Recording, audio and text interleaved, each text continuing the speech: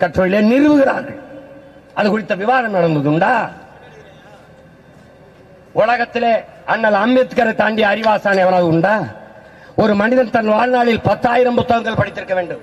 ஆனால் உலகத்தில் ஒரு மனிதன் 64,000 புத்தகம் படித்த ஒரே அறிஞர் பெருமகன் அண்ணல் அம்பேத்கர் அவர்கள் தான். அதனால்தான் அறிவாசான் என்கிறார். ஆசிய கண்டத்திலே தனி மனித நூலகம் பெரிதாக இருந்தது அண்ணல் அம்பேத்கருடையதுதான். படுக்கிற இடம் கூட படிக்கிற இடத்திற்கு அருகில் இருக்க வேண்டும் என்று நூலகம் எங்கிருக்கிறதோ அங்கு விடுதி எடுத்து தங்கிய பெருந்தகை. அவர்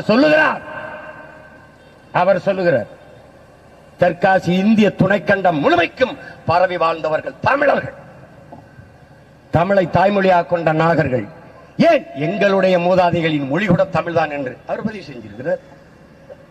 நாங்கெல்லாம் இனப்பற்றாளர்கள், மொழிக்கு சொந்தக்காரர்கள், தமிழர்கள் இனப்பற்றில் மொழி பற்றில் பேசுறோம். அவர்